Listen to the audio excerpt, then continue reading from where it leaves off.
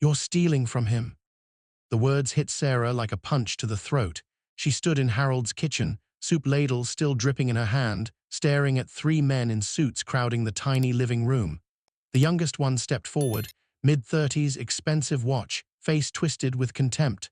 I'm Marcus Chen, Harold's grandson, and you need to step away from my grandfather right now. Harold sat in his usual armchair, confusion clouding his 87-year-old eyes. Who are you? Marcus's jaw tightened. It's Marcus, Grandpa. We talked on the phone last Christmas, remember? No, the word hung in the air. One of the lawyers cleared his throat. Sarah set down the ladle carefully, her hands shaking. What's going on? What's going on, Marcus said, pulling out his phone, is that my grandfather's bank statements show weekly cash withdrawals of $200 for the past 8 months. And according to his neighbor, you're here every single day. He showed her a screenshot. That's $6,400. I want to know where it went. Marcus, maybe we should, one of the lawyers started. No, Marcus cut him off, eyes locked on Sarah. Grandpa, do you know this woman? Harold squinted at Sarah. For a horrible moment his face went blank, then it softened. That's Sarah, she brings me soup. And do you pay her? I don't know, Sarah's heart cracked. She'd known this was coming. Harold's memory had been slipping for months, little things at first, then bigger gaps. Last week he'd forgotten her name twice. Mr. Chen, she said quietly, your grandfather isn't paying me. I'm a volunteer. A volunteer, Marcus laughed, but it was sharp, humorless. A volunteer who just happens to be around while an elderly man with dementia withdraws thousands in cash. You think I'm stupid? I think you haven't visited him in 3 years. The room went silent. Marcus's face flushed red.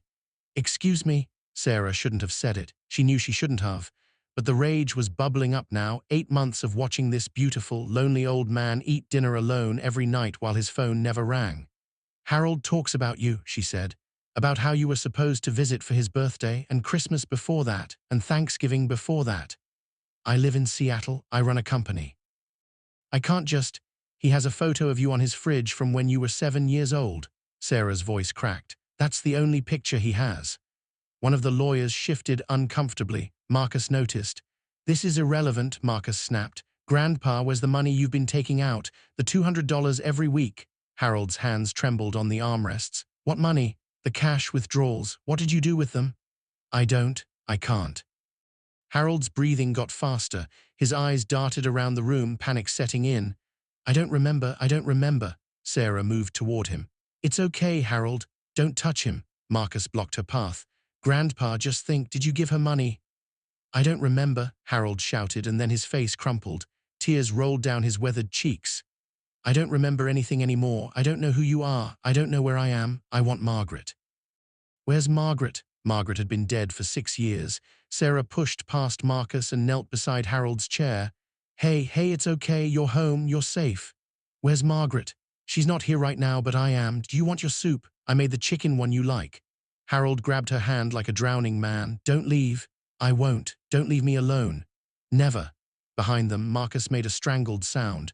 When Sarah looked back, his face had gone pale. He doesn't, Marcus whispered. When did it get this bad? Sarah helped Harold settle back in his chair, wiping his tears with the gentleness of practice.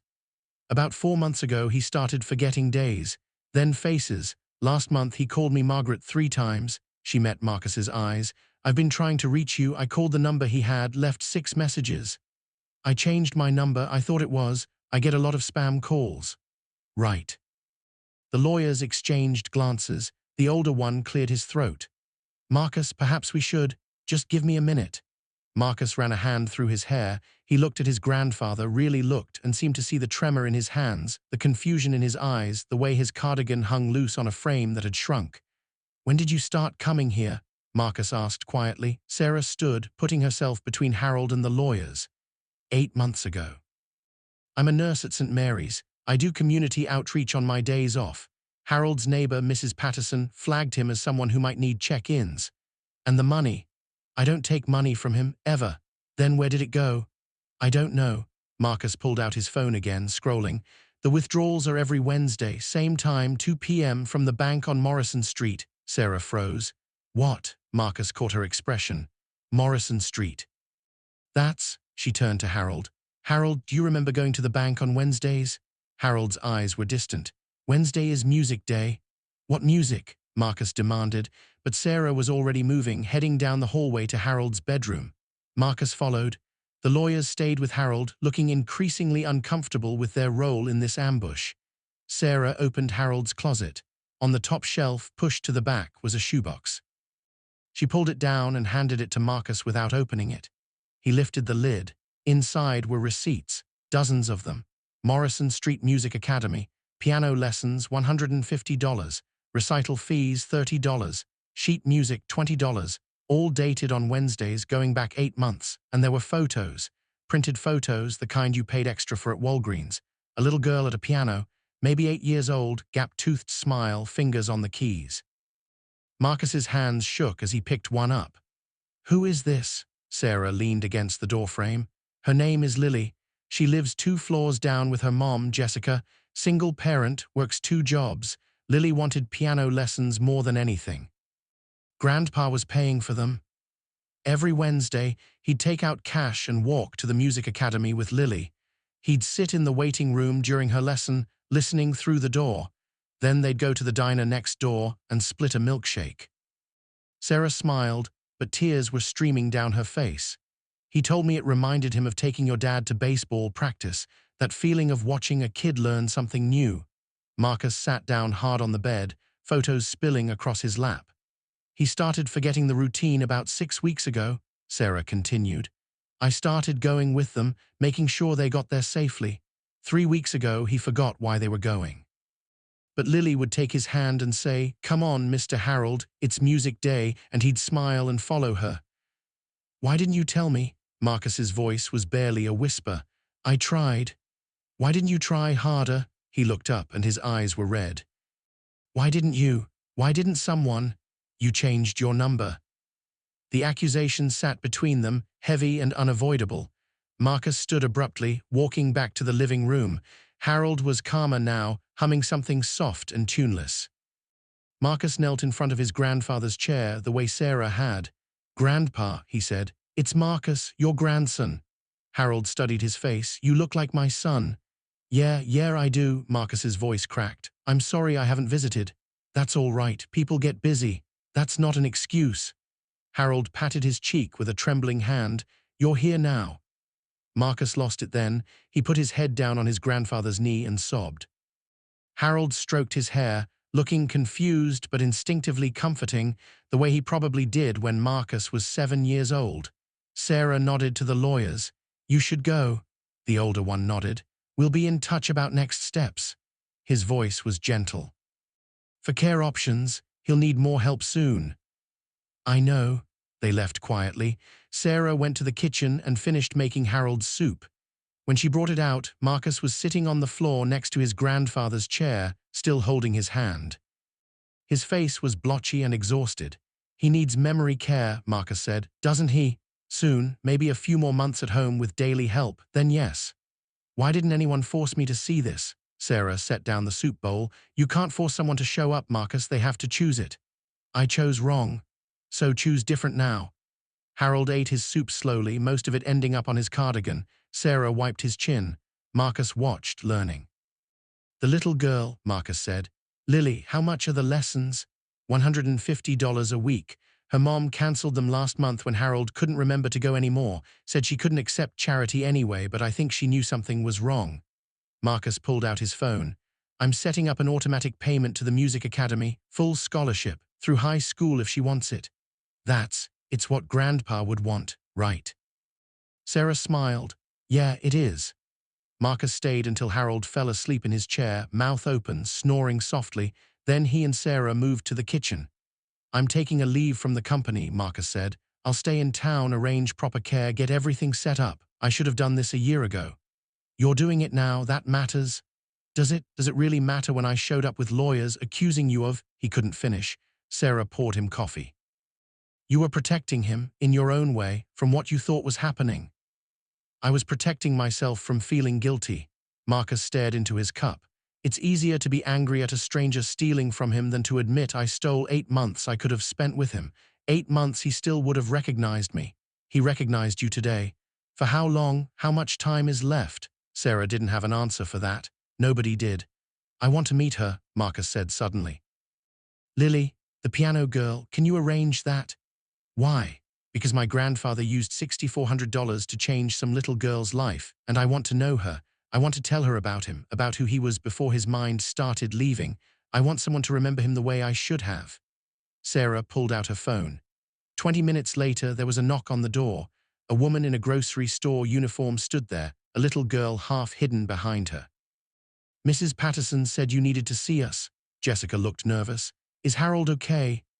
Come in, Sarah said. Lily saw Harold asleep in his chair and her face lit up. She ran over quietly and put a small hand on his arm. He stirred. Mr. Harold, she whispered. I learned the hard part, the part I was stuck on. Want to hear? Harold's eyes opened. For a moment they were clear, completely clear. Music day, he said. Music day, Lily confirmed.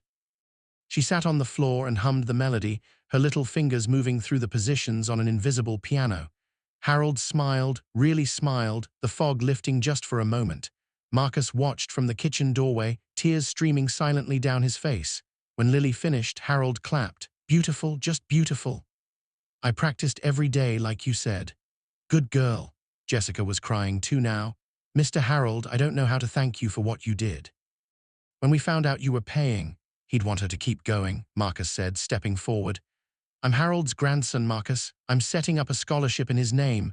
Lily, if you want to keep taking lessons, it's yours, all the way through high school. Lily looked at her mother, who nodded through her tears. Really? Lily breathed.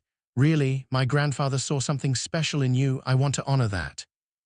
Lily jumped up and hugged Marcus, this stranger, with the unself-conscious joy of an 8-year-old who just had her dream handed back to her. Marcus held her, this little girl his grandfather had loved in his place. Harold watched them all, smiling but confused again. Is it someone's birthday? Yeah, Grandpa, Marcus said softly. Something like that. Sarah made soup for everyone. They sat in Harold's tiny living room, eating and talking. Lily told Harold about her piano teacher, even though he'd met her 100 times. Jessica told Marcus about the first lesson, how Harold had waited outside the door and cried when he heard Lily play her first scale. He said it reminded him of his grandson, Jessica said. He was so proud of you. Marcus couldn't speak. He just nodded. When they left, Lily kissed Harold's cheek. See you on Music Day, Mr. Harold. Music Day, Harold repeated, already forgetting. Marcus stayed. He slept on his grandfather's couch that night and the night after. He interviewed care agencies, talked to doctors, set up a routine. And every Wednesday, he took Harold and Lily to the music academy. Sometimes Harold knew who they were. Sometimes he didn't, but he always smiled when he heard the piano. Sarah came by less frequently as Marcus took over, but she visited often. One afternoon, 6 weeks after the day with the lawyers, she found Marcus reading to Harold, who was dozing. How is he? She asked. He thought I was my dad this morning, asked when I was going to make him a grandfather. Marcus smiled sadly. I told him soon. And you? I'm angry at myself, at the universe, at time. He looked at his grandfather's sleeping face. But I'm here, that's what you said, right? I'm choosing different. Yeah, you are, Sarah, Marcus stood. I never apologized. For what I said, what I accused you of, you already did. Not enough, not nearly enough. You saved him from being alone. You gave him dignity and purpose and care when I gave him nothing but guilt and broken promises. I can't ever repay that. Sarah put a hand on his arm. Love him now, that's how you repay it. Marcus did. For the next year, until Harold forgot how to swallow, forgot how to speak, forgot everything except that someone was holding his hand. At the funeral, Lily played piano. A piece she'd composed herself, called Harold's Song. It was beautiful. Marcus scattered the ashes at the Music Academy's garden, where Harold had sat every Wednesday, listening to children learn. And Sarah stood beside him, this grandson who'd learned to show up, and knew that sometimes the best thing you can do for someone is help them become who they needed to be, even if it takes lawyers in the living room and soup in the kitchen and a little girl's invisible piano to get them there.